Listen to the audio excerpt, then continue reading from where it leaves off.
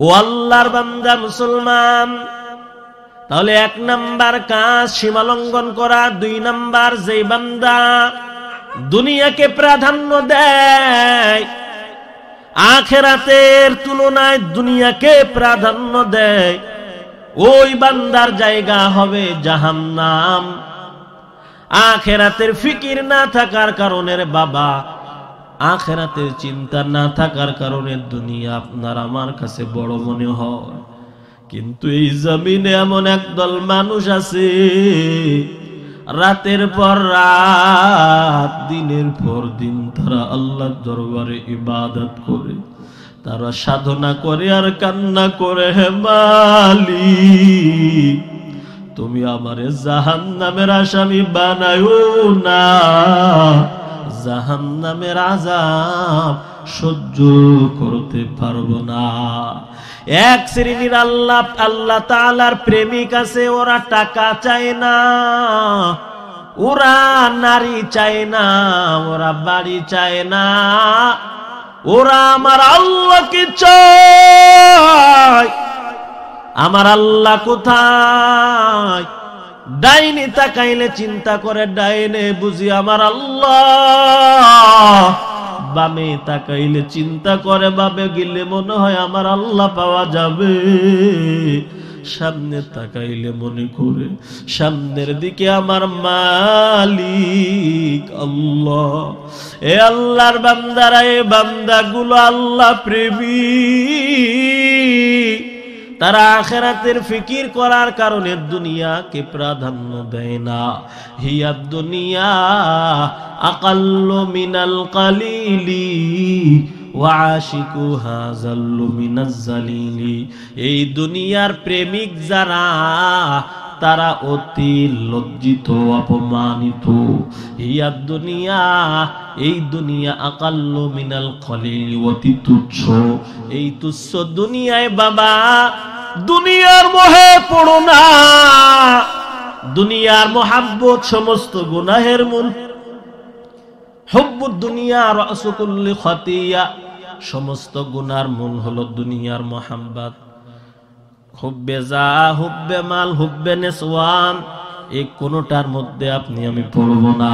ফিকিরে আখিরাত, আখিরাতের চিন্তা ফিকির করা, এই দুনিয়ার মধ্যে তাকাইয়া একটু চিন্তা করা, মুরাকাবা করা। ও বাবা, কথাগুলো শুনতে মনে হয় খারাপ লাগে, কিন্তু এই কথা নাজাতের জন্য জরিয়া। একটু ফিকির করা, এই জমিনের মধ্যে আমার পিতা ছিল, দাদা, আমার নানা নানি, আমার পূর্বপুরুষরা, তারা আজকে দুনিয়ায় নাই। আমার মা নাই, আমার মা নাই, নানি নাই, দাদি নাই, কেউ নাই। একটু চিন্তা করলে বাবা, এই দুনিয়া তুচ্ছ মনে হবে, দুনিয়াটা আপনার আমার কাছে অতি তুচ্ছ।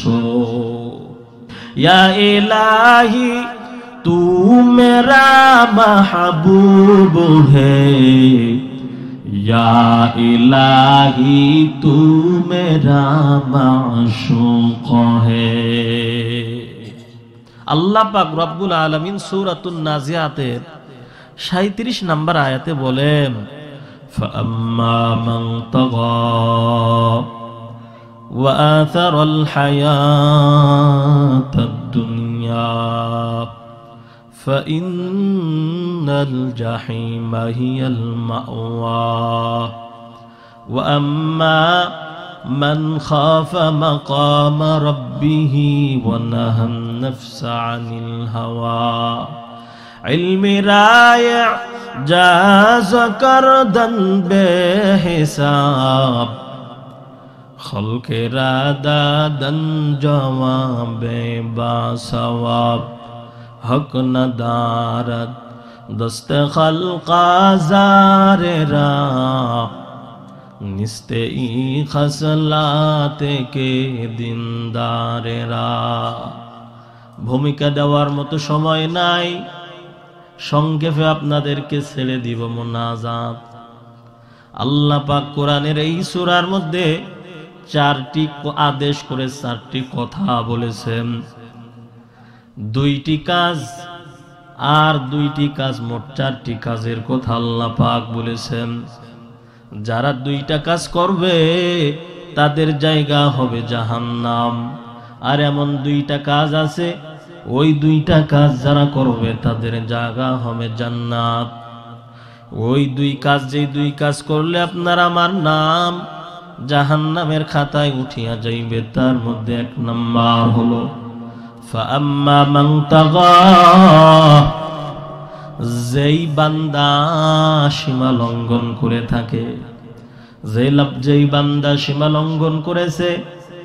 দ্বিতীয় নাম্বার ওয়াসারাল হায়াতাদ দুনিয়া, যেই বান্দা দুনিয়াকে আখিরাতের তুলনায় প্রাধান্য দিয়েছে। ফাইন্নাল জাহিমা হিয়াল মাওয়া, ওই বান্দার বাসস্থান হলো জাহান্নাম। দুই কাজ, এক নাম্বার সীমা লঙ্ঘন যে করে থাকে এক নাম্বার কাজ, দুই নাম্বার কাজ যেই বান্দা দুনিয়াটাকে প্রাধান্য দেয়, এই দুই কাজ যেই বান্দারা করবে তাদের জায়গা জাহান্নাম। আল্লাহ কোরআন হাদিসের সীমানা দিয়েছেন। কোরআন হাদিস আল্লাহ পাক আপনার আমার জন্য সংবিধান দিয়েছেন। আল্লাহ কোরআন দিয়েছেন, কোরআনের ব্যাখ্যা নবী হাদিস দিয়েছেন। যেই বান্দা কোরআন হাদিস মানে না, ওই বান্দা সীমা লঙ্ঘনকারী বান্দা।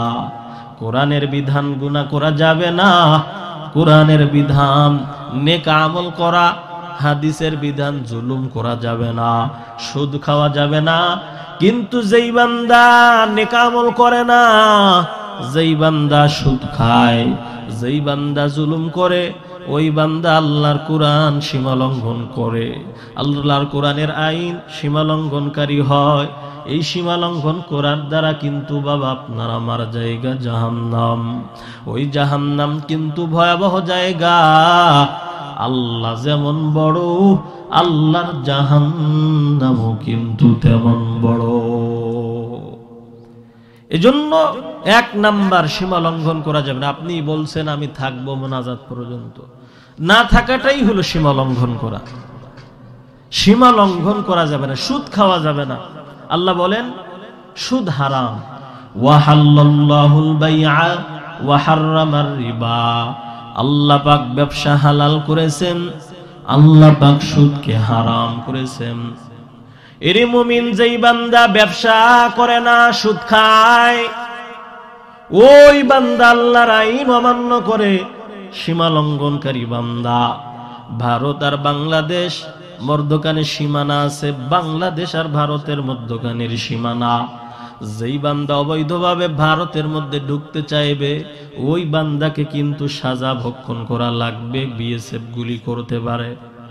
ঠিক আল্লাহ পাক যে আইন দিয়েছেন, এই আইন যে বান্দা অমান্য করবে, সীমা লঙ্ঘন করবে, ওই বান্দার জন্য আল্লাহ জাহান্নাম রেডি করে রেখেছেন। সুদ আজকে আমরা খাই, সুদ খাওয়া গুনাহ, কিন্তু সুদ হারাম হওয়া সত্ত্বেও আমরা সুদ খাই।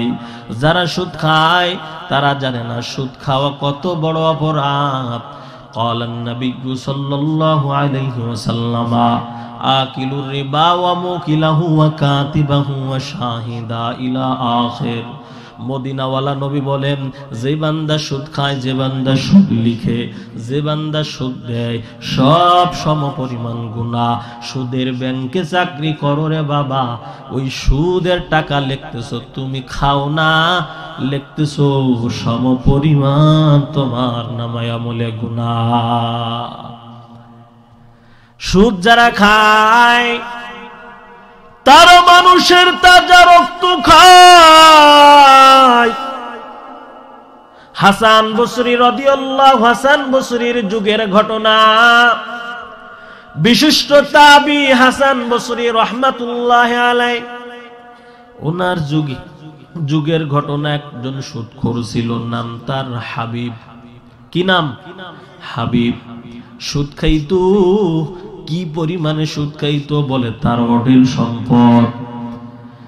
কিছু চাউলের দোকানওয়ালাদেরকে টাকা দিয়েছে, সুদে টাকা।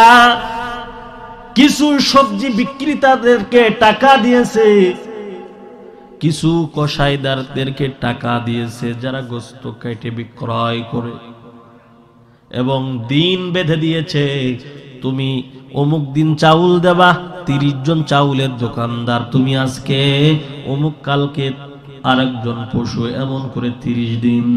30 জন সবজি বিক্রেতাদেরকে বলে দিয়েছে তুমি আজকে অমুক, কালকে অমুক, পরশুদিন, এমন করে 30 দিন। 30 জন কসাইদারকে টাকা দিয়ে, সুদের টাকা দিয়ে ভাগ করে দিয়েছে, পালা করে দিয়েছে। এই লোক সুদ খায়, কোনো চিন্তা নাই, সুদ খাইতেছে। হঠাৎ একদিন একজন কসাইদারের গোস্ত দেওয়ার বালা, কিন্তু কসাইদার গোস্ত নিয়ে আসে না। বাবা, এটা কিন্তু ফাও ঘটনা বলতেছি না, হাসান বসরির যুগের এই ঘটনা। এই লোক কসাইদার ভুলে গেছে গোস্ত দেওয়ার কথা, যে আজকে আমার গোস্ত দেওয়ার পালা।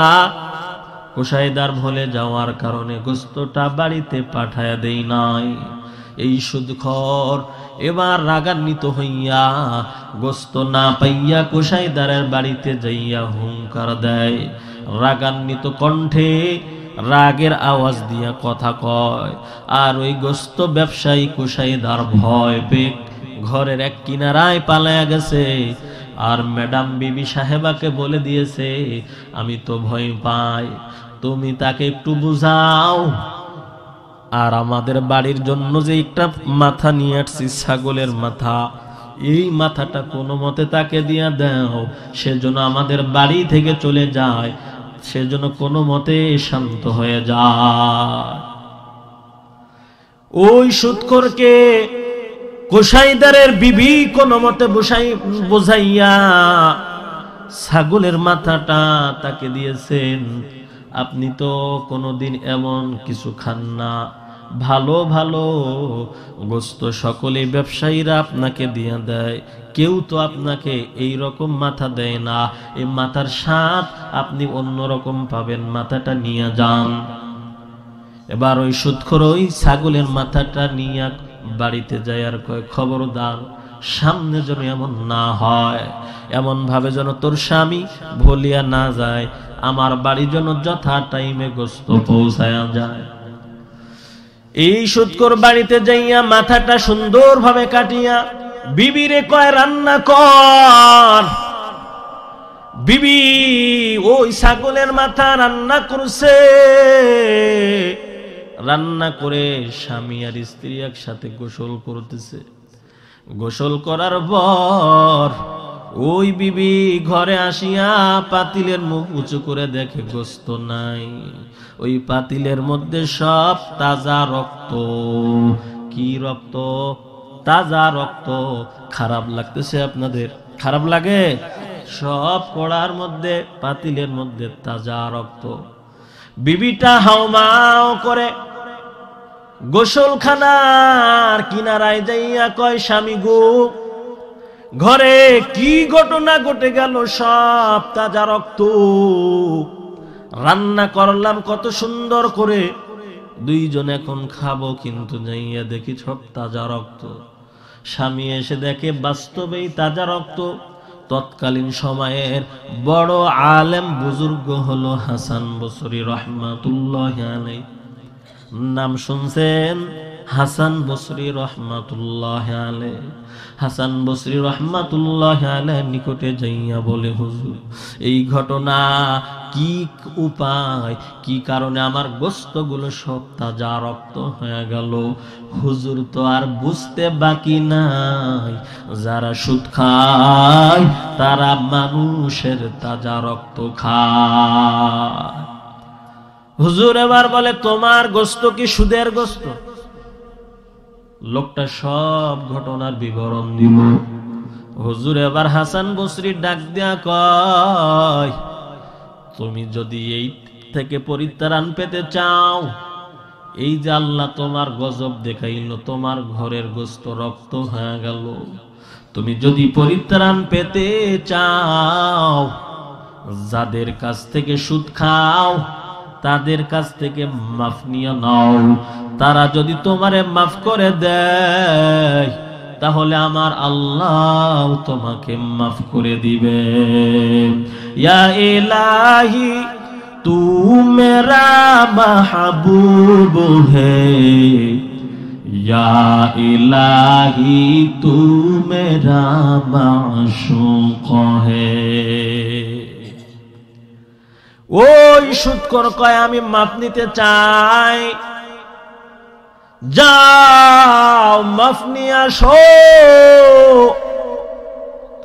সুৎখোর এবার কয় কেমনে মাপ নিব? বলে মুখে মাপ নিলে হবে না, অন্তর থেকে মাফ নিতে হবে। কাদের কুদরত দারি বরকামাল, আনতা রব্বি আনতা হাসবি জুল জালাল। তুহি কাদের জলিলুল্লাহ জাহাদার, বহর হালে তুহি মেরা নিগাহদার। অন্তর থেকে মাপ নাও। এই সুৎখোর এবার যাইয়া হাউমাউ করে কান্না করে মানুষের দরবারে দরবারে, ব্যবসায়ীদের কাছে, ও ভাই জানেরা আমারে মাফ করে দাও। ব্যবসায়ীরা কয় তোমারে মাফ করে দিলাম, কারণ সুৎখোররা দুনিয়ার লাইনে মস্তান হয়, অসহায় মানুষেরা মুখে মুখে কয় তোমারে মাফ করে দিলাম। কিন্তু ইনি তো ফতোয়া নিয়ে আসছে মুখে মাপ নিলে চলবে না, অন্তর থেকে মাফ নেওয়া লাগবে। এবার এই সুৎখোর কয় না ভাইয়েরা, আমারে অন্তর থেকে মাফ করে দাও, তোমরা যা চাইবা আমি তোমাদেরকে সব দিয়ে দিব, এরপরেও মন থেকে আমারে মাফ করে দাও। যাও তোমরা আমার সম্পদ ভাগ করে নাও, আমার সম্পদের অভাব নাই, সম্পদ ভাগ করে নাও, এরপরেও মন থেকে আমারে মাফ করে দাও। ওই ব্যবসায়ীদেরকে নিজের সম্পদ থেকে মাল জমি জায়গা ভাগ করে দিলু, দিয়া এখন আর নিজের হাতে কিছুই নাই। বিবি ডাক দেয়া কয় এখন তো আপনি আর অসহায়, আপনার কিছুই নাই, আমাদের কি উপায়? আমরা কিভাবে বেঁচে থাকবো?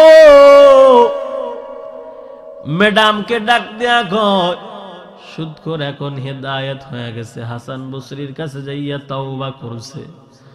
সুৎখোরের হেদায়েত দেওয়ার মালিককে,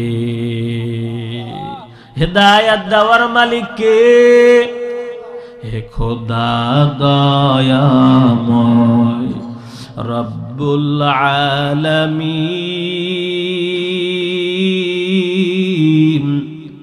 জীবনে মরণে ভয়, কি হবে সেই দিন, কি হবে সেই দিন।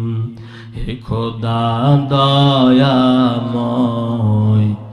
রব্বুল আলামিন। জীবনে মরণে ভয়, কি হবে সেই দিন, কি হবে সেই দিন। ধরাতে আসিয়া আজি বড়ই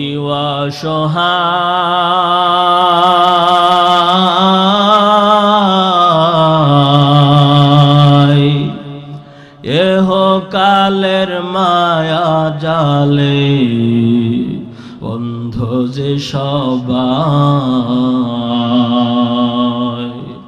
দাও হিদায়াত মুক্তি দাতা গফুরুর রহিম।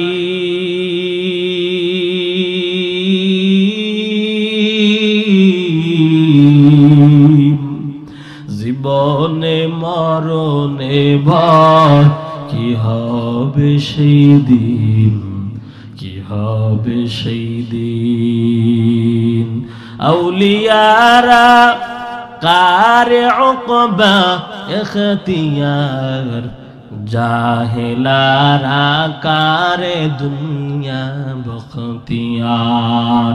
এক জামানা সোহবতে বা আউলিয়া, বেহতার সাদ সালে তোআত বেরিয়া। সোহবতে সালেহ তোরা সালেহ কুনা, সোহবতে তালেহ তোরা তালেহ কুনা। এই সুদ করে এখন আল্লাহওয়ালা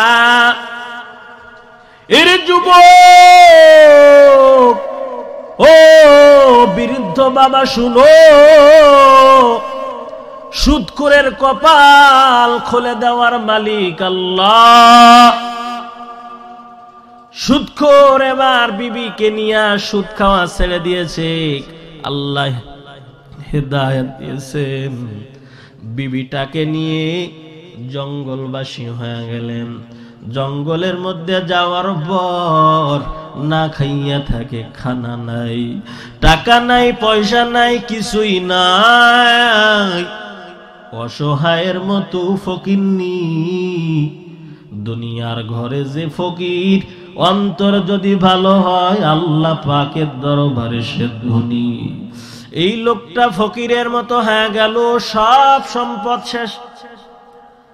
এবার এই লোকটা আল্লাহর দরবারে কান্না করে আর দোয়া করে, হে মালিক রিজিকের ব্যবস্থা করে দাও, ও আল্লাহ রিজিকের ব্যবস্থা করে দাও। স্বপ্নের ঘরে আল্লাহ পাক দেখাইতেছেন, এই লোকটা জঙ্গলের কিনারায় শুইয়া আছে, তার মাথার সাইডে কে যেন একজন একটা থলে একটা ব্যাগ রেখে গেল, আর বলতেছে খবরদার এই ব্যাগের মধ্যে কি আছে দেখবি না, এই ব্যাগের মধ্যে যা কিছু আছে তোর জন্য জরুরাত, তোর যখন যা প্রয়োজন হবে ব্যাগের ভেতরে হাত দিবি, নিবি, মানুষকে দিবি, নিজে খাবি। একটা ব্যাগ পেয়ে গেল। স্বপ্নে ভাঙার পর, ঘুম ভাঙার পর দেখে সত্যকারেই একটা ব্যাগ। ওই আল্লাহওয়ালা এমন ভাবে আল্লাহ কবুল করেছেন খারাপ পথ থেকে, যতদিন পর্যন্ত জীবিত ছিলেন ওই ব্যাগের মধ্যে থেকে চোখ বন্ধ করে হাত দিয়ে অর্থ নিত, টাকা নিত, নিজে খাইত, এবং যদি কোনো অসহায় মানুষ তার কাছে সহযোগিতা চাইতো তাকে ওই ব্যাগ থেকে সহযোগিতা করত। আমরাও যারা সুদ খাই, সুদ খাওয়া হারাম, অন্তর থেকে মাপ নিতে হবে। অন্তর থেকে মাপ না নিলে বাবা তোমার নামাজ কবুল হবে না। এর যুবক, আগাত রমজান সুদের টাকা খাইয়া রোজা রাখবা, তোমার আমার রোজা বাবা কবুল হবে না। হারাম খাইয়া যে শরীর বানাইবা ওই শরীরটা জাহান্নামে যাবে, ওই হারাম শরীর জান্নাতে যাবে না। হামসিরাতে মুস্তফা দরতামামি হালে উকুন ইত্তিবায়ে সুন্নতি খায়রুল বাশার ঘিরে লাজিম তাবুয়াবি আইপসা। ও আম্মা জানেরা, যুবক ভাইরা, এলাকায় অনেক দূর পর্যন্ত আওয়াজ যায়। হেদায়েতের মালিক আল্লাহ, অন্তরের কান দিয়ে শুনো। অল্প সময়ের বয়ান, দীর্ঘ সময় আমি আলোচনা করব না। এজন্য হেদায়েতের দিকে তাকাইয়া, আল্লাহর রহমতের দিকে তাকাইয়া, সংক্ষিপ্ত সময় ধৈর্যের পরিচয়। কিসের পরিচয়? ধৈর্য হারা হবেন। ধৈর্য হারা হলে বসা যাবে না। ভাইয়েরা আমার, সীমা লঙ্ঘন করলে জাহান্নাম। কুরআন আল্লাহ পাক সংবিধান হিসেবে আপনাকে আমাকে দিয়েছেন। কোরআনের বিধান মানতে হবে, আল্লাহর হুকুমত কায়েম করতে হবে আল্লাহর জমিনে। শুধু ওয়াজ শুনলাম, মিষ্টি মিষ্টি কথা শুনলাম চলবে না। আল্লাহর হুকুমতের জন্য জীবনের মায়া ত্যাগ করতে হবে, রক্ত ঝরাতে হবে, আল্লাহর জমিনে আল্লাহর দ্বীনের পতাকা উড্ডীন করতে হবে। ইহা হাম সব মুসাফির হে, কবর আখির ঠিকানা, कोई आगे रवाना है, कोई पीछे रवाना। ও আল্লাহর বান্দা মুসলমান, গভীর রাত, দুনিয়ার সব দরজা বন্ধ, একমাত্র আল্লাহ পাকের রহমতের দরজা আপনার আমার জন্য খোলা। এরে বাবা, তুমি যদি চাইতে পারো, আল্লাহর কাছে চাওয়ার মতো চাইলে আল্লাহ হাত ফিরাইয়া দিবে না। তুমি আমি চাইতে পারি না, না চাইতে পাওয়ার কারণে এলাকার যুবতী বোনেরা, আম্মা জানেরা, যুবক ভাইয়েরা, চাওয়ার মতো না চাওয়ার কারণে তুমি আমি পাই না।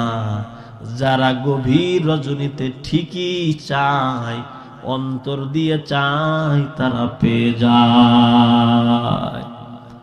ও আল্লাহর বান্দা মুসলমান, তাহলে 1 নাম্বার কাজ সীমা লঙ্ঘন করা। 2 নাম্বার, যেই বান্দা দুনিয়াকে প্রাধান্য দেয়, আখিরাতের তুলনায় দুনিয়াকে প্রাধান্য দেয়, ওই বান্দার জায়গা হবে জাহান্নাম। আখিরাতের ফিকির না থাকার কারণে বাবা, আখিরাতের চিন্তা না থাকার কারণে দুনিয়া আপনার আমার কাছে বড় মনে হয়। কিন্তু এই জমিনে এমন একদল মানুষ আছে, রাতের পর রাত, দিনের পর দিন তারা আল্লাহর দরবারে ইবাদত করে, তারা সাধনা করে আর কান্না করে, হে মালিক, তুমি আমারে জাহান্নামের আসামি বানায়ো না, জাহান্নামের আযাব সহ্য করতে পারবো না। এক শ্রেণীর আল্লাহ তাআলার প্রেমিক আছে, ওরা টাকা চায় না, ওরা নারী চায় না, ওরা বাড়ি চায় না, ওরা আমার আল্লাহকে চায়। আমার আল্লাহ কোথায়? ডাইনে তাকাইলে চিন্তা করে ডাইনে বুঝি আমার আল্লাহ, বামে তাকাইলে চিন্তা করে বামে গেলে মনে হয় আমার আল্লাহ পাওয়া যাবে, সামনে তাকাইলে মনে করে সামনের দিকে আমার মালিক আল্লাহ। এ আল্লাহর বান্দারা, এ বান্দাগুলো আল্লাহ প্রেমিক, তারা আখিরাতের ফিকির করার কারণে দুনিয়াকে প্রাধান্য দেয় না। হিয়াদ দুনিয়া আকাল্লু মিনাল কালিলি ওয়া আশিকুহা যাল্লু মিনাজ জালিলি। এই দুনিয়ার প্রেমিক যারা, তারা অতি লজ্জিত, অপমানিত। হিয়াদ দুনিয়া, এই দুনিয়া আকাল্লু মিনাল কালিল, অতি তুচ্ছ। এই তুচ্ছ দুনিয়ায় বাবা, দুনিয়ার মোহে পড়ো না।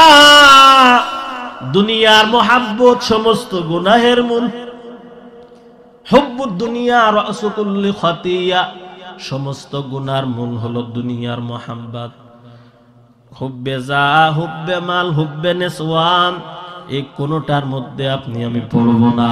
ফিকিরে আখিরাত, আখিরাতের চিন্তা ফিকির করা, এই দুনিয়ার মধ্যে তাকাইয়া একটু চিন্তা করা, মুরাকাবা করা। ও বাবা, কথাগুলো শুনতে মনে হয় খারাপ লাগে, কিন্তু এই কথা নাজাতের জন্য জরিয়া।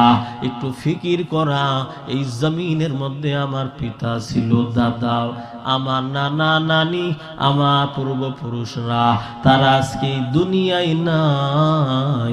আমার মা নাই, আমার মা নাই, নানি নাই, দাদি নাই, কেউ নাই, একটু চিন্তা করলে বাবা এই দুনিয়া তুচ্ছ মনে হবে, দুনিয়াটা আপনার আমার কাছে অতি তুচ্ছ। তাইলে দুইটা কাজ করার দ্বারা জাহান্নাম, আর দুইটা কাজ করার দ্বারা আপনার আমার জায়গা জান্নাত। কয়টা কাজ? দুইটা কাজ। এক নাম্বার, আম্মা মান খাফা মাকামা রাব্বি, যেই ব্যক্তি তার রবের সামনে দাঁড়ানোকে ভয় করে থাকে, যে আমার রবের সামনে আমাকে দাঁড়াতে হবে, মালিকের সামনে দাঁড়াতে হবে। আমাদের মালিক কে? চিৎকার দিয়া বলেন কে? নারে তাকবীর, লিল্লাহে তাকবীর। মালিক আল্লাহ। দুনিয়ার জমিনে মাকে ডাকলে মা খুশি হয়, বাবাকে আব্বা বলে ডাক দিলে বাবার কলিজা ঠান্ডা হয়। কিন্তু আপনার আমার মালিক একজন আল্লাহ। ওই আল্লাহর জন্য যদি বাবা কিছু সময় বসে আল্লাহকে ডাকাডাকি করি, ওই মালিকের কলিজাও কিন্তু ঠান্ডা হয়ে যায়। গভীর রাত আল্লাহ অনুগ্রহের দৃষ্টি দিয়ে তাকায় আছে, মুনাজাত হবে, তাওবা হবে। খাঁটি দিলে যারা দোয়া করতে পারবো আল্লাহ কবুল করে নিবেন। আমি মুসাফিরদের দোয়া আল্লাহ ফিরাইয়া দেয় না। আমার মতো গুনাহগার, বড় গুনাহগার আর কেউ নাই, আমার মতো বড় পাপী আমার মনে মনে বলে আর কেউ নাই। কিন্তু একদিক থেকে নবীর হাদিস হিসেবে মুসাফির 48 মাইল অতিবাহিত হওয়ার পর, মুসাফির এই জায়গায় আসলাম 400 কিলোমিটার, 400 কিলোমিটার পথ অতিক্রম করে আসছি। আবার এখন রাতের বেলায় 400 কিলোমিটার পথ অতিক্রম করে যাব। ওই রাত 2টার সময় গাড়ি ছাড়ছে প্রাইভেট কার, আর আপনাদের এখানে আসছি আসরের একটু আগে। আবার সারা রাতটাও কিন্তু আপনাদের মোহাব্বত নিয়ে আসছি, সারা রাত আবার গাড়ির ভেতরে। এরপরেও বাবা মোহাব্বতের নজর দিয়ে আপনাদের সাথে কিছু কথা বলতেছি, আল্লাহর কালাম পড়ছি। আর দ্বিতীয় নাম্বার কাজ হলো ও নিজের খাহেশ চাহিদা কে বিরত রাখে, নিজেকে নিজের খাহেশ নিজের চাহিদা থেকে বিরত রাখে। অর্থাৎ মনে গুনাহ করতে চায় কিন্তু এই বান্দা গুনাহ করে না, মনে চায় গীবত করতে, এই বান্দা গীবত করে না, মনে চাচ্ছে বাড়িতে উঠে চলে যেতে, কিন্তু এই বান্দা নফসের সাথে যুদ্ধ করে ময়দানে বসে আছে। এই যে মনের বাসনা কামনা, এই মনের কামনা বাসনা থেকে বিরত যেই বান্দা থাকে, এই বান্দা এই দুইটা কাজ যাদের মধ্যে পাওয়া যায়, যে বান্দাদের, তাদের জায়গা হলো ফাইন্নাল জান্নাতা হিয়াল মাওয়া, তাদের আবাসস্থল হলো, বাসস্থান হলো জান্নাত। जन्नतो दोज़ख से या रब क्या करूं, आरज़ू है मैं तुझे देखा करूं। ও আল্লাহর বান্দা, আল্লাহর সামনে দণ্ডায়মান দাঁড়ানোকে ভয় করো। আল্লাহর সামনে দাঁড়াতে হবে, কেউ পার পাওয়া যাবে না, কেউ পার পাবো না। ও হাজী সাহেব, এলাকার মুরব্বী, আমলওয়ালা, তাবলীগওয়ালা, চরমনাওয়ালা, কি মনে করছো আল্লাহর সামনে দাঁড়াতে হবে না মনে করো? আল্লাহর সামনে সবাইকে দাঁড়াতে হবে। আল্লাহ কুল্লুকুম রাঈন ওয়া কুল্লুকুম মাসউলুন আন রাইয়াতিহি।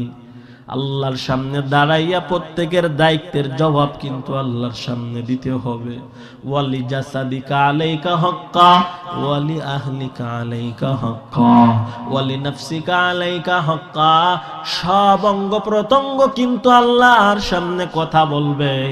আল্লাহুম্মা নাখতিমু আলা আফওয়াহিহিম ওয়া তুকাল্লিমুনা আলা আইদিহিম ওয়া তাশহাদু আরজুলুহুম বিমা কানু ইয়াকসিবুন। আল্লাহর সামনে অঙ্গ প্রত্যঙ্গ কথা বলবে, খবরদার বাবা সাবধান, মুখ দিয়া মিথ্যা কথা বলতে পারবা না। মুখের মধ্যে আল্লাহ মোহর লাগায়া দিবে, খাতামাল্লাহু আলা কুলুবিহিম ওয়া আলা সামঈহিম ওয়া আলা আবসারিহিম গিশাওয়া। আল্লাহ পাক খতম লাগায়া দিবেন, মোহর লাগায়া দিবেন, মুখ সেলাই করে দিবে, কথা বলতে পারবা না, মিথ্যা কথা বলবা। যে হাত দিয়ে গুনাহ করছো ওই হাত গুনার জন্য সাক্ষী দিবে, যেই পা দিয়া গাইছো ওই পা সাক্ষী দিবে। ও আল্লাহর বান্দা মুসলমান, এজন্য গুনার কাছ থেকে ফিরে আসা, আল্লাহর সামনে দাঁড়ানোর কথা চিন্তা করে স্মরণ করে। আজকে নামাজ পড়তে ভালো লাগে না, আজকে মসজিদে যাইতে ভালো লাগে না, আজকে ওয়াজ মাহফিলের প্যান্ডেলে বসতে ভালো লাগে না, আজকে ওলামায়ে কেরামের চেহারার দিকে তাকাইতে ভালো লাগে না। ও বাবা, ভালো লাগবে না, লাগবে না, এমন করতে করতে যদি মালাকুল মাউত দেখা দেয়, ওই মৃত্যুর ফেরেশতা যদি দেখা দেয়, তোমার আমার উপায় কি হবে? তোমার আমার অবস্থা কি হবে? ওই রবের কথা স্মরণ করে গুনার কাজ থেকে বিরত থাকতে হবে। এরে আল্লাহর বান্দা মুসলমান, সাহাবায়ে কেরামের কথা, নবীর সাহাবায়ে কেরামগণ কেমন আল্লাহর সামনে দাঁড়ানোকে ভয় করতেন। ওমর ফারুক রাদিয়াল্লাহু তাআলা আনহু বলতেন, আল ঈমানু বাইনাল খাউফি ওয়ার রাজা, আশা এবং ভয়ের মাঝে ঈমান। ওমর ফারুক বলতেন, আমি আশা রাখি একজন মানুষ যদি জান্নাতে যায়, ওই একজন মানুষ মনে হয় আমি ওমর। আবার এতটাই ভয় পাইতেন আল্লাহর সামনে দাঁড়ানোকে, নবীর সাহাবী বলতেন, আমি ভয় পাই, এত পরিমাণে ভয় পাই যে একজন মানুষ জাহান্নামে যাবে, ওই একজন মানুষ মনে হয় আমি ওমর। এরে আল্লাহর বান্দা মুসলমান, মুনাফিক হইও না, ওয়াদা করে ওয়াদা ভঙ্গ করিও না। আয়াতুল মুনাফিকিনা সালাস, ইজা কাযাব ইজা হাদাসা কাযাবা ওয়া ইজা ওয়াদা আখলাফা ওয়া ইদা তুমিনা খানা। মদিনাওয়ালা নবী বলেন, মুনাফিকের আলামত তিনটি, যে কথা বলে কোথায় কোথায় মিথ্যা বলে। 2 নাম্বার, যখন ওয়াদা করে ওয়াদা ভঙ্গ করে। 3 নাম্বার, তার কাছে কোনো আমানত রাখা হলে সে আমানতের খেয়ানত করে। ও বাবা, এই গুণগুলো যদি আপনার আমার মধ্যে পাওয়া যায়, আপনি আমি মুনাফিক। আর মুনাফিকের জায়গা কোথায়? ইন্নাল মুনাফিকিনা ফিদ দারকিল আসফালি মিনান নার, মুনাফিকের জায়গা জাহান্নামের তলদেশে। ও আল্লাহর বান্দা, মুনাফিক যেদিকেও খায় ওদিকেও খায়। নদীর মধ্যে 2টা নৌকা, একজন মানুষ যদি 2 নৌকায় পা দিয়ে রাখে, সমুদ্রে যদি তুফান শুরু হয়ে যায়, ওই মানুষটা সমুদ্রে পড়ে যাওয়ার আশঙ্কা আছে না? না। মুনাফিকরা মুসলমানের সাথেও মিশে, বেধর্মীর সাথেও মিশে। এই মুনাফিকদের জন্য আল্লাহ জাহান্নাম রেখেছেন। আমরা ওয়াদা দিয়েছি মুনাজাত পর্যন্ত বসবো, সাবধান, মুনাজাত দিয়া আমরা উঠবো, না দিয়া যেন আমরা না উঠি। খারাপ লাগতেছে? লিল্লাহে তাকবীর। ও যুবতী বোনেরা, আম্মা জানেরা, এলাকায় আওয়াজ যাইতেছে, মাইকের আওয়াজ, সাবধান, আল্লাহ পাক কোরআনের মধ্যে আয়াত দিলেন, মুনাফিকরা আল্লাহর সামনে দণ্ডায়মান হওয়াকে ভয় করে না, কারণ মুনাফিকদের মধ্যে ইখলাস নাই। কি নাই? ইখলাস নাই। ইবলিসের মধ্যে ইলম আছে কিন্তু আমল নাই। আহলে ইলম ওয়ালাদের কাছে ইলমও আছে, আমলও আছে। খাঁটি মুসলমানের কাছে ইলম আছে, ইলম অনুযায়ী আমল আছে। শুধু ইলম অর্জন করলে হবে না, মাহফিলে বসে ইলম অনুযায়ী আমল করতে হবে। আমল से बनती है ये जन्नत भी जहन्नम, ए खां के फितरत में ना नूरी है ना नारी। ও যুবক বাবা, বৃদ্ধ বাবা, শুনো, ইবলিসের কাছে ইলম আছে, আমল নাই। আমল না থাকার কারণে অভিশাপ প্রাপ্ত। ইবলিস শয়তানের একটা অংশ, শয়তানের জাত। শাতানুন মানে যা আল্লাহ থেকে দূরে সরে যায়, আর ইবলিস অর্থ হলো সম্মানিত। তারা এত পরিমাণে ইবাদত করেছে, শয়তান থেকে ইবলিস নাম হয়েছে একজন, তার নাম ইবলিস। কিন্তু আমল কমায় দেওয়ার কারণে, না থাকার কারণে ইবলিসকে আল্লাহ অভিশাপ দিয়েছেন। ইবলিসকে, আজাজিলকে অভিশাপ দিয়েছেন। ভাইরা আমার, এজন্য সাবধান, ইখলাস আমাদের মধ্যে আনতে হবে। আখলিস দীনাকা ইয়াকফিকাল আমালুল কলিল, তোমার দিনকে খাঁটি করো, অল্প আমলে নাজাতের জন্য যথেষ্ট হইবে।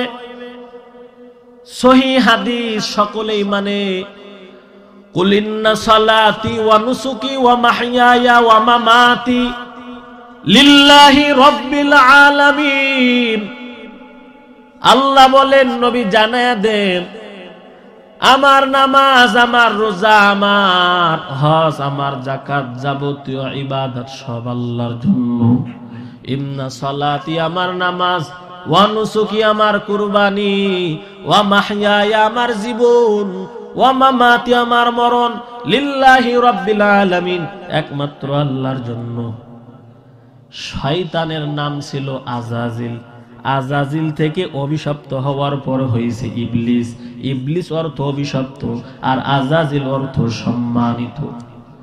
গভীর রাত, ইবলিস বিতাড়িত শয়তান, আউযু বিল্লাহি মিনাশ শাইতানির রাজিম। আল্লাহ, আমি বিতাড়িত শয়তান থেকে আশ্রয় চাইতেছি। ও আল্লাহর বান্দা মুসলমান, মুনাফিক হওয়া যাবে না, খাঁটি মুসলমান হতে হবে। মুনাফিকের জানাজা যদি যুগ শ্রেষ্ঠ ওলিয়ে কামেলও পড়ায়, হাসান বসরির মতো যদি আল্লাহ ওয়ালাও পড়ায়, কাবা ঘরের ইমামও যদি পড়ায়, মুনাফিকের জায়গা কোথায় বলে? জাহান্নাম। ওই যে আব্দুল্লাহ ইবনে ওয়াবাই ইবনে সুলুল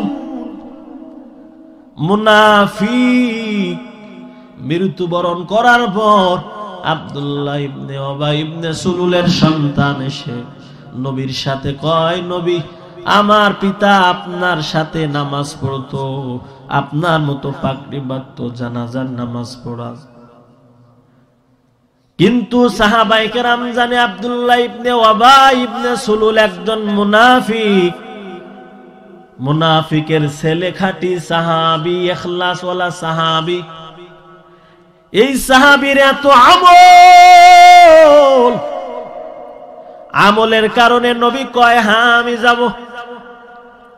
আমলওয়ালা সাহাবী বলেছেন। তাহলে সাহাবায়ে কেরামের কত আমল। রাসূল বলেন, আসহাবী কান নুজুম, আমার সাহাবায়ে কেরামরা আকাশের তারকারাজির মতো।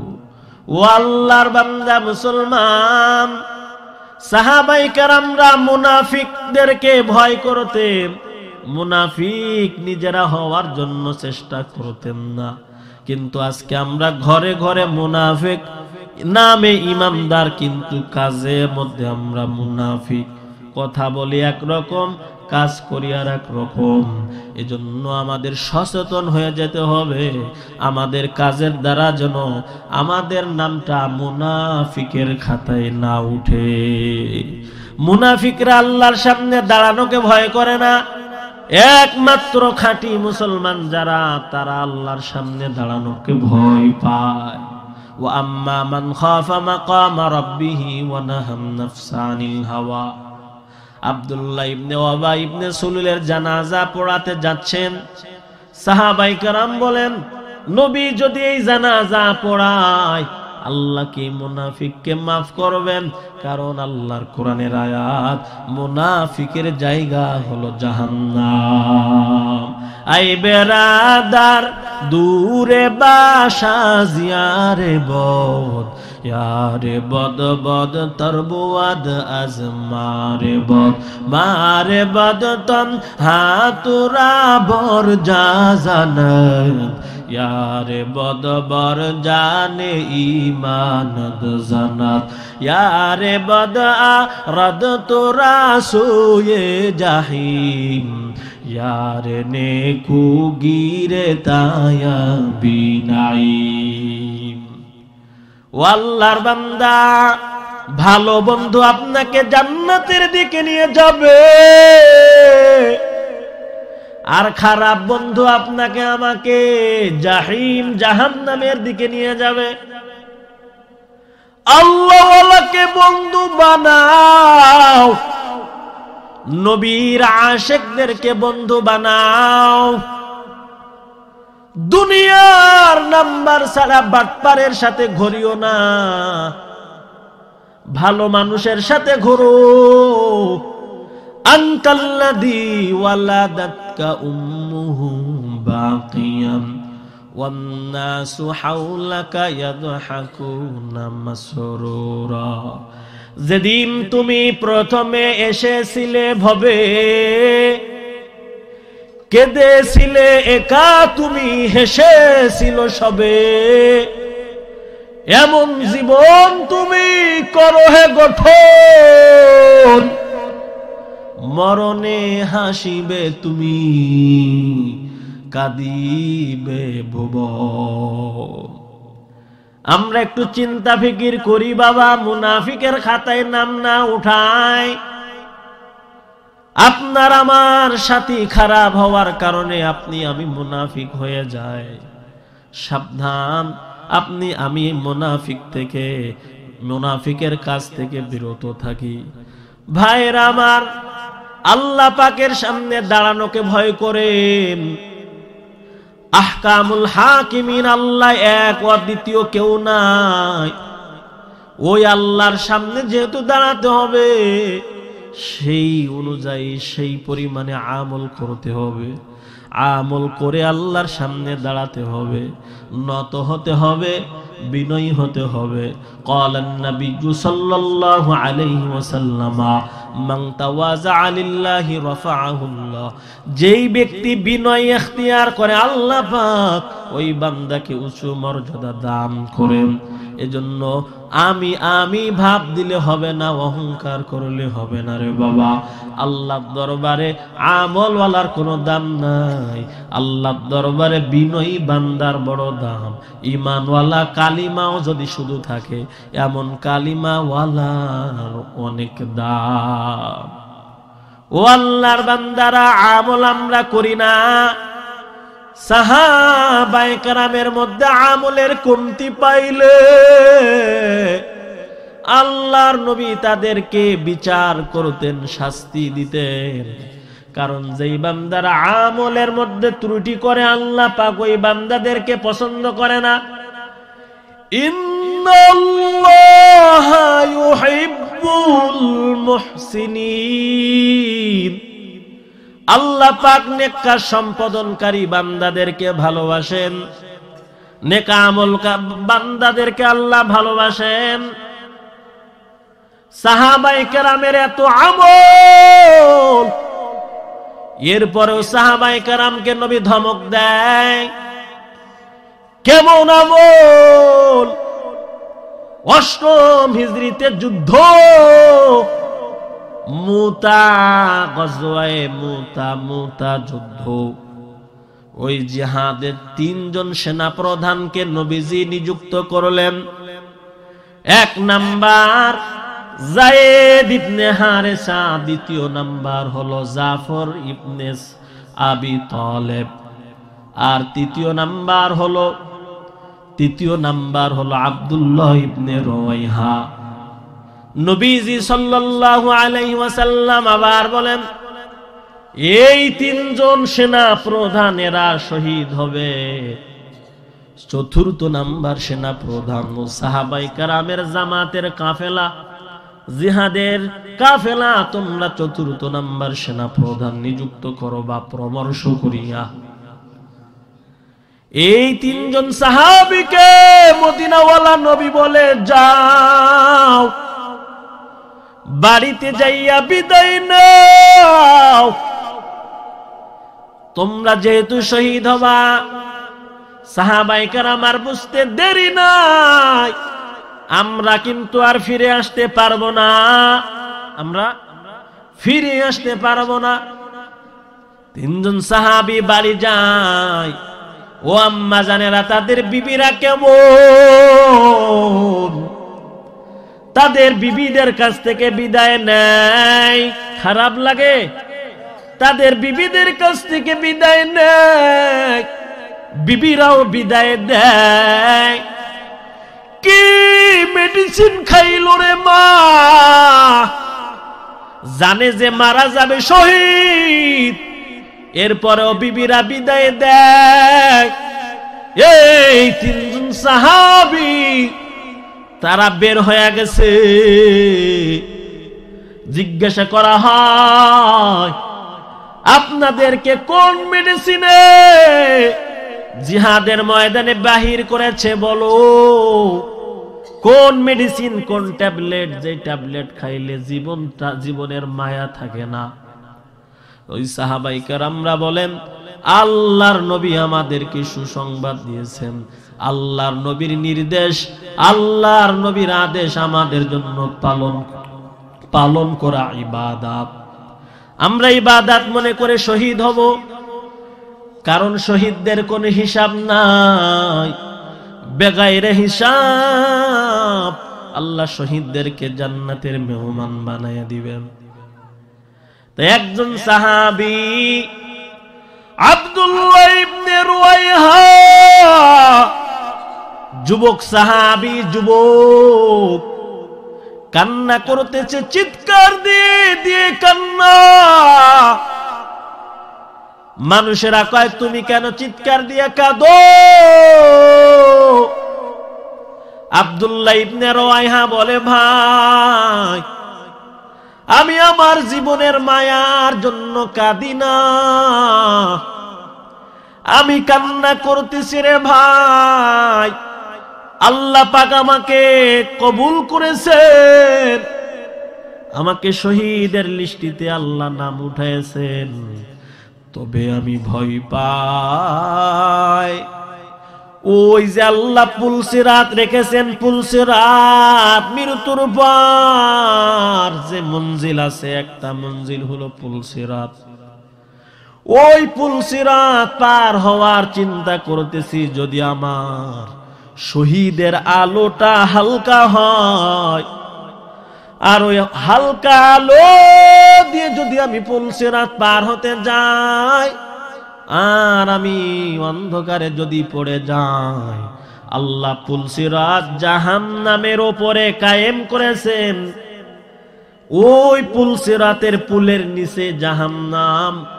যদিও আমি শহীদ, কিন্তু আমি যদি পড়ে যাই,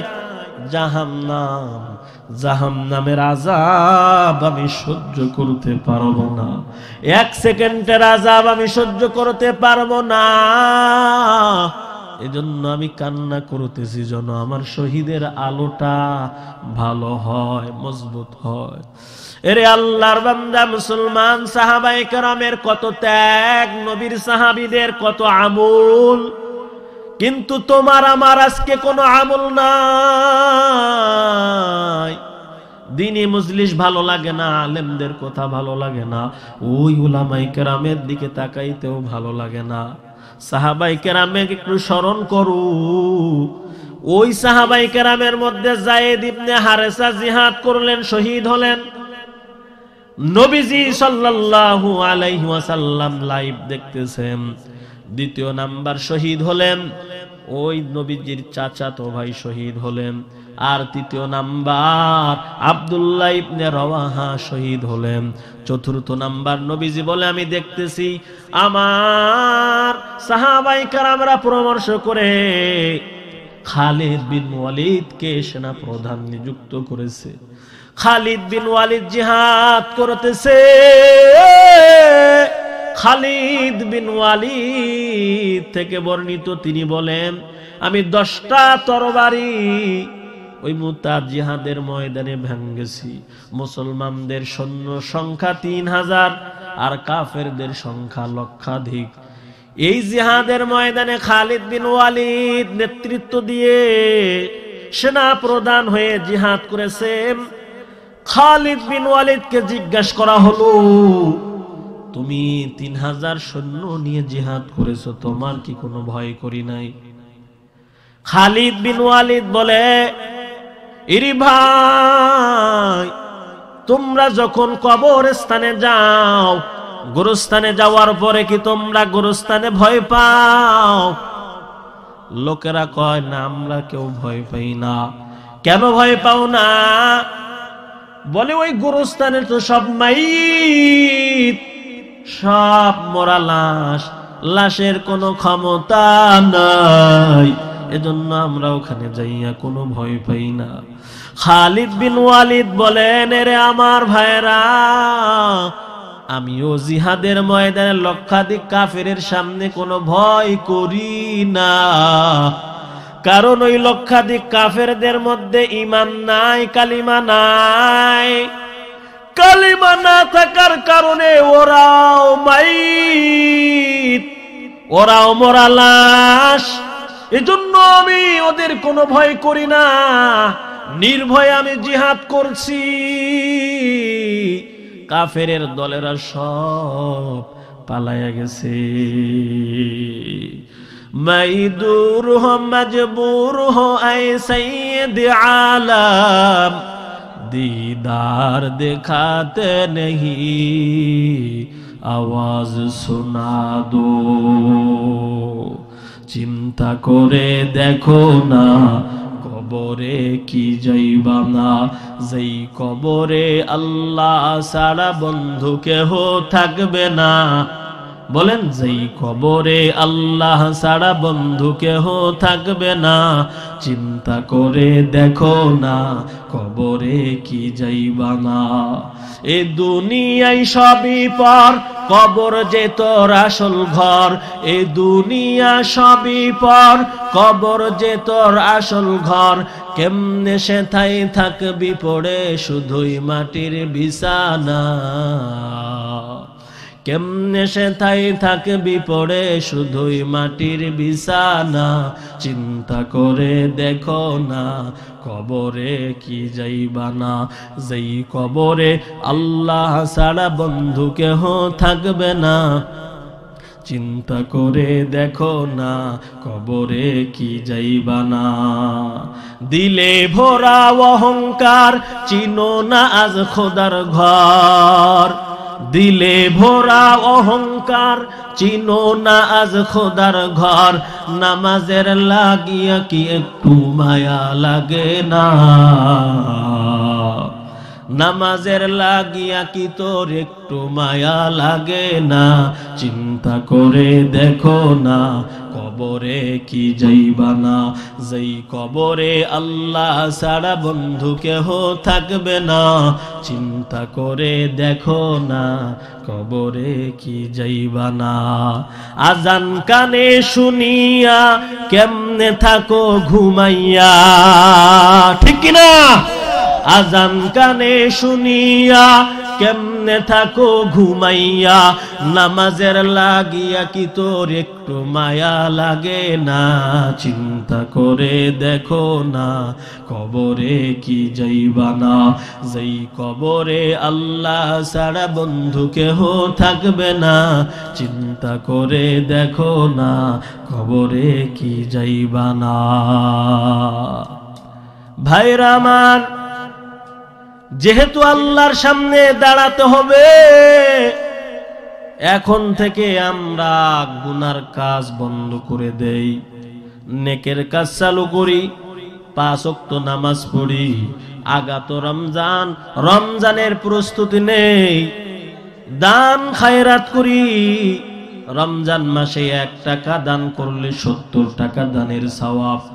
দানের দিকে হাত বাড়ায়া দেই।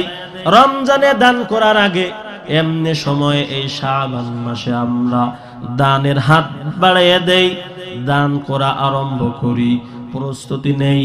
আল্লাহ পাক আমাদেরকে সবাইকে নেক আমল বেশি বেশি পরিমাণে করার তৌফিক দান করুন, সকলেই বলি আমিন। ভাইরা আমার, সাহাবায়ে কেরামের আমল অনেক, আল্লাহর সামনে তারা দাঁড়ানোকে ভয় পায়। সাহাবায়ে কেরামের আর আমাদের মাঝে পার্থক্য হলো, সাহাবায়ে কেরাম আল্লাহর সামনে দাঁড়ানোকে ভয় পায়, কিন্তু আমরা এই যুগের মুসলমানেরা ভয় পাই না, গুনাহকে গুনাহ মনে করি না। আমি মনে করি আমি বড় মিয়া, আমার মাতব্বারগিরি আছে, আমার টাকা আছে, শক্তি আছে, আমার পাওয়ার আছে, আমার আর কিছু লাগবে না। নামে মুসলমান, কামে মুসলমান না। মুসলমান অর্থ আত্মসমর্পণ করা। মুসলমান হতে হবে খাঁটি মুসলমান। যদি ভেজাল মুসলমান হই তাহলে নাজাত পাওয়া যাবে না, জাহান্নাম। সংক্ষিপ্ত সময়ের মধ্যে মোনাজাত হয়ে যাবে বাবা। যারা এখনো বাইরে আছি তাড়াতাড়ি চলে আসি, মোনাজাত হবে। সকলের জন্য দোয়া, এলাকার মাইয়্যিতদের জন্য দোয়া হবে, রূহের মাগফিরাত কামনায় সকলের নাজাতের জন্য দোয়া। ও যুবক ভাইরা শুনো, এই সাহাবায়ে কেরামের এত পরিমাণে আমল, জিহাদের ময়দানে গিয়েছেন, আবার এই সাহাবায়ে কেরামদেরকে নবীজি শাসন করেছেন। 30,000 সাহাবায়ে কেরামদেরকে নিয়ে নবীজি সশরীরে এই জিহাদের প্রস্তুতি নিয়ে জিহাদের জন্য রওনা করলেন। 3 জন সাহাবী, 5 জন সাহাবী তারা প্রথম পর্যায়ে যায় নাই, তবে 2 জন গিয়েছে, বাকি 3 জন যাইতে পারি নাই। তাদের মধ্যে কাব ইবনে মালিক এবং মুররা প্রমুখ সাহাবায়ে কেরাম। না যাওয়ার কারণে নবীজি আসছেন, চলে আসলেন, জিহাদ হয় নাই। নবীজি আবার চলে আসলেন, তাদের ডাকলেন, তোমরা যাও নাই কেন? কিন্তু তারা বলে আমরা অলসতার কারণে যাইতে পারি নাই, নিয়ত ছিল কিন্তু যাইতে পারি নাই, আজকে যাব কালকে যাব, এরকম করে যাওয়া হয় নাই। নবীজি বলেন এই সাহাবায়ে কেরামের সাথে তোমরা বয়কট করো, এই সাহাবায়ে কেরামের সাথে তোমরা বয়কট করো। ও সাহাবায়ে কেরাম, এদের সাথে আর তোমরা কথা বলবা না, সম্পর্ক রাখবা না। 30 দিন হয়ে গেল, 30 দিন হয়ে যাবে, মাস হয়ে যাবে, মাসের পরে যাইয়া তাওবার আয়াত। কিন্তু কিছুদিন যাইতে না যাইতে আবার সাহাবায়ে কেরামদেরকে ডেকে বলেন, এই কাব ইবনে মালিক তোর ঘরে বউ বাচ্চা আছে? বলে হ্যাঁ। বলে তাদের বাপের বাড়ি বের করে দাও, বাবার বাড়ি বের করে দাও। কাব ইবনে মালিক তাদেরকে বাবার বাড়ি পাঠায়া দিলেন। এবার সেই 3 জন সাহাবী কান্না করতেছেন, আর তারা বলে আমরা ভয় পাই, যদি আমাদের আগের নবী মারা যায়, আমাদের সাথে আমাদের মৃত্যুর আগ পর্যন্ত কোনো সাহাবাই কেরাম আর কথা বলবে না, কোনো সাহাবাই কেরাম সম্পর্ক রাখবে না, একাকিত্ব জীবন কাটাতে হবে। কেমনে কাটাবো? আর দ্বিতীয় চিন্তা, যদি আমরা মারা যাই, নবীজি জীবিত থাকেন, আমাদের জানাজা তো কেউ পড়তে আসবে না। এই চিন্তা করে তারা কান্না করেছেন। তাওবার আয়াত আল্লাহ পাক তাদের এই অনুশোচনার কারণে, নত হওয়ার কারণে, তাওবা করার কারণে আল্লাহ ক্ষমা করে দিলেন। ও আল্লাহর বান্দার, আমরা যারা বেশি গুনাহগার, বড় গুনাহগার, গুনাহ করেছি, তাওবা আমাদের সামনে আল্লাহ পাক বিধান, তাওবার বিধান দিয়েছেন। এই তাওবা করে নেই এবং খাঁটি নিয়তে আল্লাহর কাছে দোয়া করি, আল্লাহ পাক আমাদেরকে সবাইকে মাফ করে দিবে। আর ওই মদিনাওয়ালা নবীর মহাব্বতে মোনাজাত করব, আল্লাহর মহাব্বত নিয়ে মোনাজাত করব। মদিনাওয়ালা নবীর আর কাঁদাইও না রে মুসলমান, ওই নবীকে আর তোমরা কাঁদাইও না। যেই নবীর রওজায় যাওয়ার জন্য নবীর আশিকরা পাগল হয়ে যায়, মদিনাওয়ালা নবীর ইশক আর মোহাব্বত অন্তরে পয়দা করে নাও। কিন্তু আজকে আমরা পয়দা করতে পারি না, যারা আশিক তাদেরকে ভালোবাসি না। এজন্য আপনি আমি নবীর আশিক প্রেমী যারা আছে তাদেরকে মোহাব্বত করব, কোরআনওয়ালাদেরকে মোহাব্বত করব, মাদ্রাসাকে মোহাব্বত করব, মসজিদকে মোহাব্বত করব, আলেম ওলামাদেরকে মোহাব্বত করব। তাহলে হতে পারে এই মোহাব্বতের বিনিময় আল্লাহ পাক আপনাকে আমাকে ক্ষমা করে দিবে। মদিনা নাম কত সুন্দর,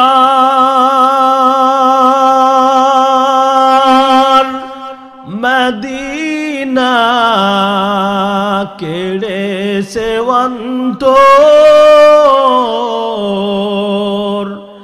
মদিনা নাম কত সুন্দর,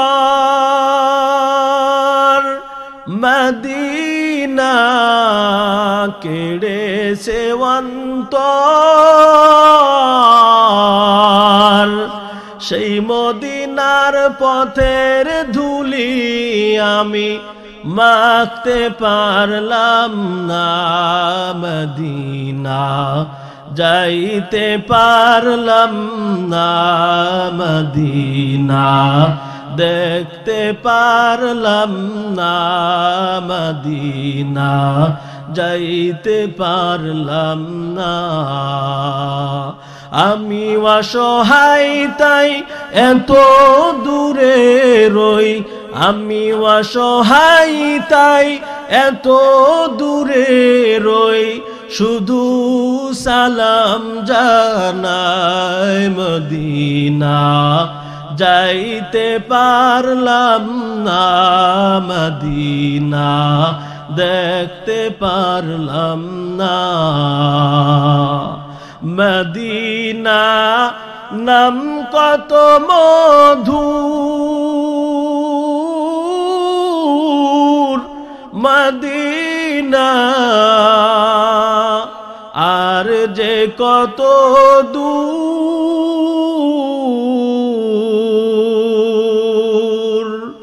মদিনা নাম কত মধুর, মদিনা আর যে কত দূর। পাখির ন্যায় ডানা থাকলে যেতাম মদিনায়, মদিনা যাইতে পারলাম না, মদিনা দেখতে পারলাম না, মদিনা যাইতে পারলাম না। আরো বেরোই প্রবাল হাওয়া,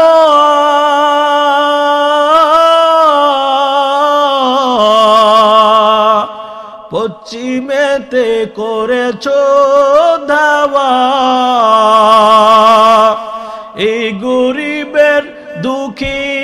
সালাম, এই গরিবের দুঃখী সালাম, পৌঁছে দিও মদিনা মদিনা, যাইতে পারলাম না মদিনা, দেখতে পারলাম না মদিনা, যাইতে পারলাম না।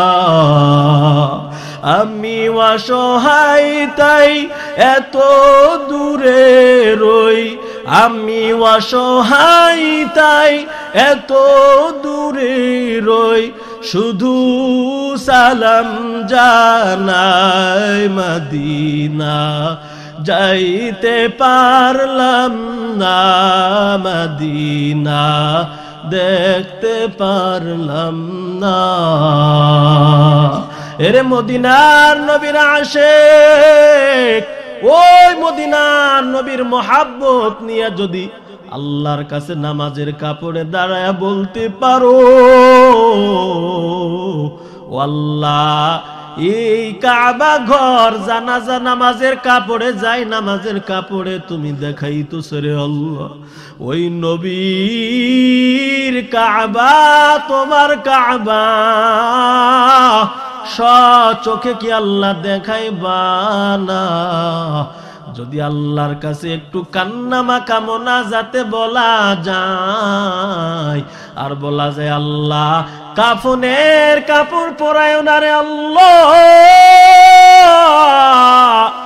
ইহরামের কাপড় গায়ে না বাঁধায়া কাফনের কাপড় আল্লাহ পরায় না, ও আল্লাহ একটু কাবা ঘর জিয়ারত করার তৌফিক দাও। ও নবীর আশিক, একদিন না একদিন আমার আল্লাহ তোমারে আমারে ওই নবীর মদিনায় না নিয়া বিরতু দিবে না। এই জন্য নবীর মহাব্বত অন্তরের মধ্যে জমা করা, আল্লাহর মহাব্বত অন্তরের মধ্যে জমা করা। কোরআন শরীফের 5টা আয়াত আমি আপনাদের সামনে পড়েছি, 2-4টা কাজ সম্পর্কে। 2টা কাজ করার দ্বারা জান্নাত, আর 2টা কাজ করার দ্বারা জাহান্নাম। আল্লাহ পাক আমাদের সবাইকে জান্নাতের কাজ বেশি বেশি করার তৌফিক দান করেন, আমিন। আলহামদুলিল্লাহি রাব্বিল আলামিন, والصلاة والسلام على سيد الأنبياء والمرسلين وعلى آله وأصحابه أجمعين. ربنا آتنا في الدنيا حسنة وفي الآخرة حسنة وقنا عذاب النار. رب ارحمهما كما ربياني صغيرا. رب ارحمهما كما ربياني صغيرا. اللهم إنا نسألك الجنة ونعوذ بك من النار. اللهم إنا نسألك رضاك والجنة يا أرحم الراحمين، يا أرحم الراحمين، يا أكرم الأكرمين، يا رب العالمين. बता हमको तेरी राह किस तरफ है, तेरे राह पर चला हमको खुदाया. बादशाह जुर्म मारा दरगुजर, माँ गुनाहगारी में तू आमरज़गार. मौला करीम গভীর রাত, ও মালিক, দুনিয়ার দরবারের সব দরজা বন্ধ, কিন্তু আপনার দরওয়াজা, রহমতের দরওয়াজা খোলা রে মালিক। ওই রহমতের দিকে তাকাইয়া দীর্ঘ সময় এই এলাকার মানুষেরা, যুবক যুবতী, মা বোনেরা, ভাই বোনেরা সকলে এত সময় আলেম ওলামাদের বয়ান শুনেছেন, দীর্ঘ রাত পর্যন্ত ধৈর্যের পরিচয় দিয়েছেন মালিক। আমাদের সকলের জীবনের গুনাহ খতা মাফ করে দিন রব্বুল আলামিন। তাকায়া দেখেন এই ময়দানের মধ্যে আপনার কোন বান্দা কি চায়। আপনার সকল বান্দাদের মনের নেক চাহিদাগুলো পূরণ করে দিন। মনের সকলের নেক দোয়া মোনাজাত কবুল